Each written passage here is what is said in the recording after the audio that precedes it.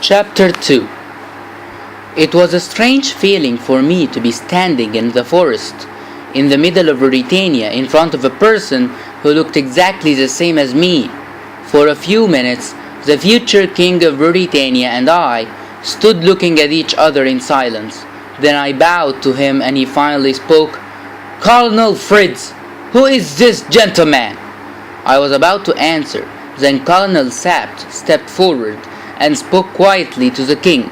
As the colonel talked, the king listened patiently.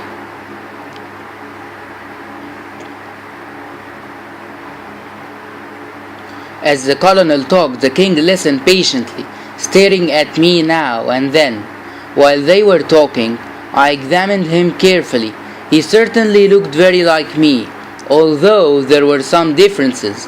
His mouth was perhaps less wide, and my face was a little thinner, but in most ways we were identical.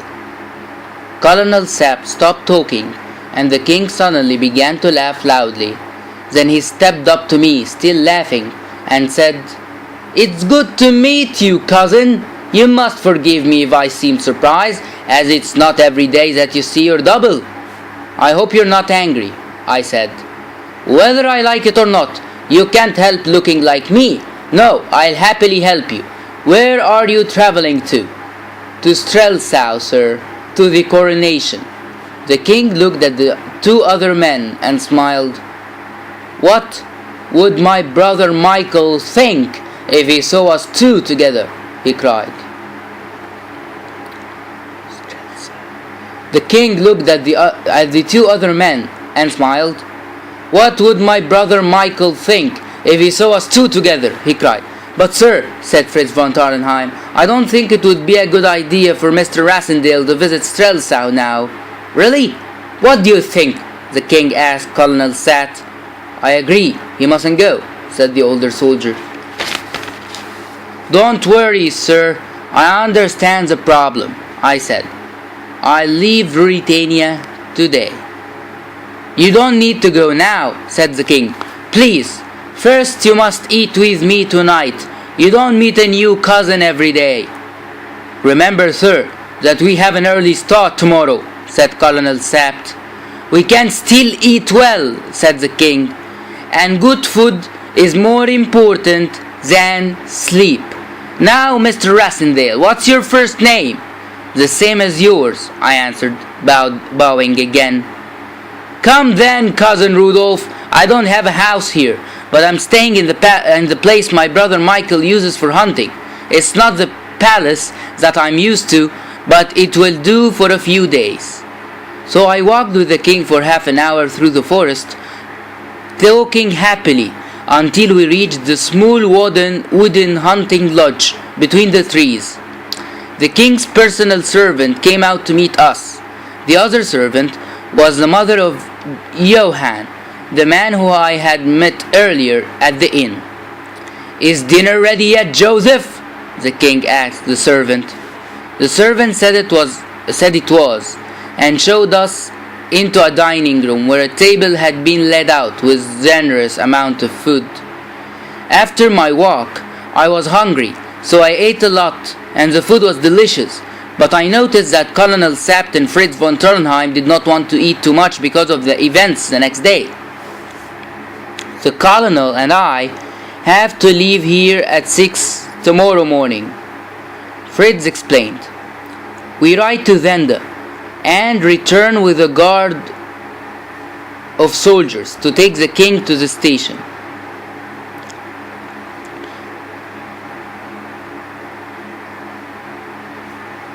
It's very good of my brother to let me use his guards," said the king.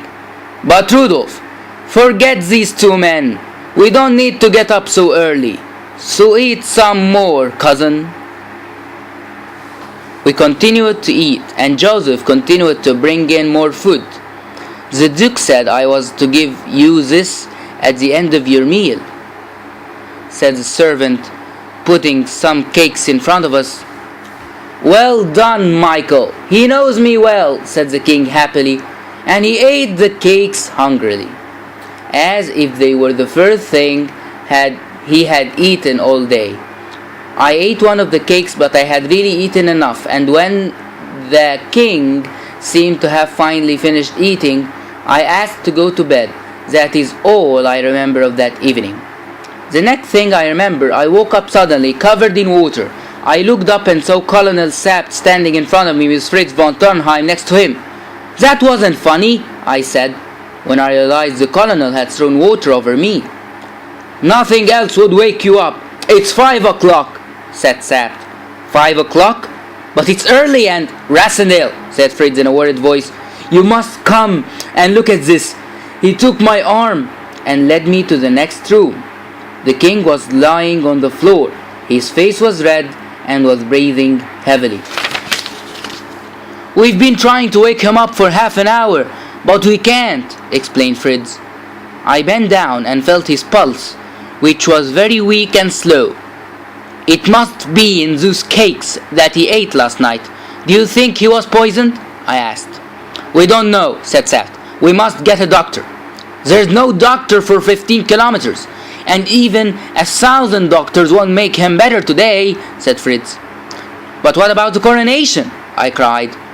We must tell the people of Ruritania that he's ill, said Fritz. If he's not crowned today, I don't think he'll ever be king, said Sapt. But why? I asked. The whole country's waiting for him today. Most of the army is waiting too, with Duke Michael leading it. They won't be happy, said Sapt. We must tell everyone what's happened, and make the best of it, said Fritz, getting up to leave. Sapt stopped him. Do you think that he was poisoned? He asked me. Yes, I do, I answered. Then who did it? It must have been Duke Michael, Fritz said angrily. Yes, he did this so that his brother cannot be crowned, continued Sapt. You don't know what the Duke is like, do you, Rassendale?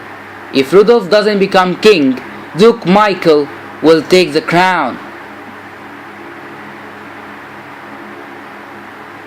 We all sat in silence while we thought about what we could do.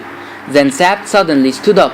I have an idea. It was lucky that we met you yesterday, he said excitedly, looking at me, because you can go to Strelsau to be crowned. Me? That's impossible, I laughed. People would realize that I am not the king, and don't forget that I'm English. It would be easy to forget that, said Fritz, because your German's perfect, and if we dress you in different clothes, no one will know. If you don't go to Strelsau, Duke Michael will be king tonight, and the king will either be dead or in prison, said Sapt. I understand what you're saying, but the king would never forgive me if our country needs this, cried Sapt. Standing up, I walked down the room in silence. The clock ticked 60 times, then 70, 80. I looked at the poor king lying on the floor and realized I had no choice. Sapt clearly read my expression, because he smiled even before I said quietly, Very well, I'll go. We won't wait for Michael's guards, but leave for Strelsau at once, said Sapt. We can hide the king in the cellar, so when the guards arrive, they'll think no one's here. What if they search the building? Asked Fritz. Joseph will say the hunting lodge is empty, said Sapt. This is our only chance. How will we get the king to Strelsau? I asked. Tonight we'll sleep in the palace, said Sapt, as soon as we are alone in the king's bedroom.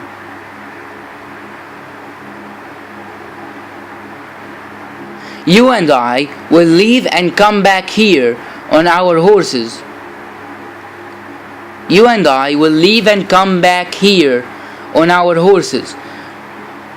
And Fritz can stay and guard the king's bedroom in the palace. And I will tell Joseph to get the king ready for the journey back. The king will then return to the palace with me in the dark. Meanwhile, you will ride as fast as you can to get to the border and try to leave the country before it's light. Do we all agree on this plan? I agree, I said. It's a good plan, said Fritz. Sapt and Fritz picked up the king and began to carry him out of the room. But we realized we were being watched by Johan's mother, who looked at us with a strange expression before walking off. "I think she heard us," said Sapt. "After we've moved the king, I'll speak to her." Meanwhile, Joseph began to dress me in some of the king's clothes. When Fritz returned, he looked at me and said, "You know, I think we can do this." "What happened to Johan's mother?" I asked. "She's locked in the cellar with the king," said Fritz. "Joseph will let her out later, after Michael's gone. But I'm sure when they find that the king is not here, Michael will realize we know about his plan." "Let's go," said Sapt, returning into the room. "Is all safe here?" asked Fritz. "No, nothing safe anywhere, but we must do our best," answered Sapt. We were now all in uniforms and set off on horses. It was a cool morning, and Sapt immediately began to tell me the history of the king's life, of his family, likes, interests, weaknesses, friends, and servants. He told me how I should behave in the palace, and said he would always be at my side to tell me who the people were that I met. Soon we reached the station. Fritz told the surprised-looking station guard that the king had changed his plans, and we got on the train to the capital. I looked at my watch, or I should say the king's watch, and asked Fritz if he thought Duke Michael had found the king. "I hope not," said Fritz. After a short time we passed the towers and buildings of the capital, and I could see we were near the station. "How are you feeling?" asked Sapt. "Nervous," I replied. "I'm not made of stone, you know." "You'll be fine. But we are an hour earlier than they expect, so there'll be no one to meet us. We must send word to the palace. So, meanwhile, I'll have some breakfast," I cried. "The king is hungry." Sapt smiled at me, then took my hand. "Let's hope we're all alive tonight." The train stopped and I breathed deeply as we stepped out onto the station at Strelsau. A moment later, and everything was suddenly busy. Men ran up to us, then ran away again. Soldiers rode off on horses. Other men showed me to the station restaurant.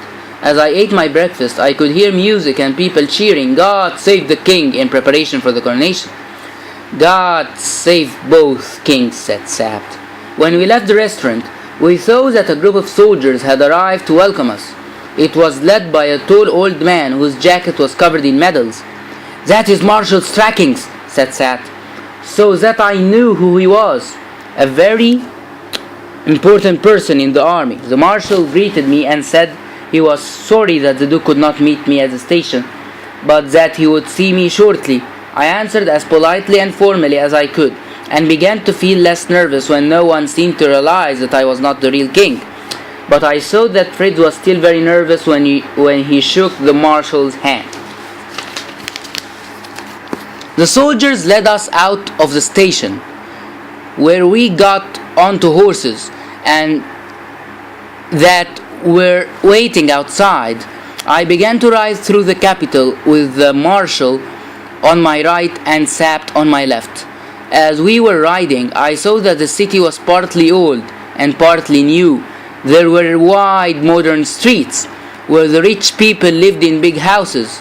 There were the people who had always lived well under the king's father and who would support the new king because they knew that nothing would change. But behind the modern streets was a very different area that made up that old town. Here thousands of people were crowded into tiny houses which were old and hot in the summer, freezing cold in the winter. These narrow streets were where the city's many poor people lived, and these people did not want things to stay the same. For that reason, they did not like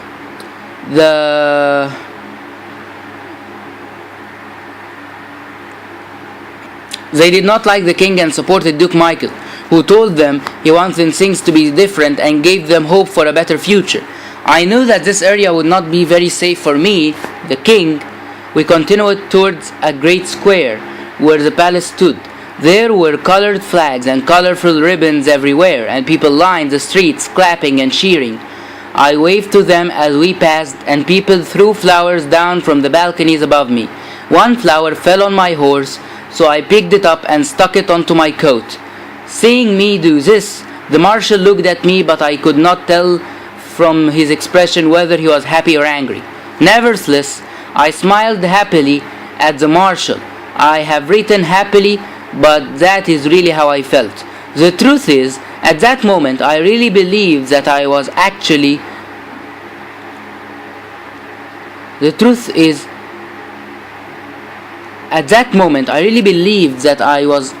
the king. I looked up and laughed, delighted to see so much color and so many happy faces. Then I looked again in surprise. There on a balcony above me was the proud smile of the traveler on the train. Then I looked again in surprise. There on a balcony above me was the proud smile of the traveler on the train, Antoinette de Mauban. As she stared at me, her expression changed. Surely she knew who I was. Surely she would call out, "That is not the real king." To be continued in chapter 3.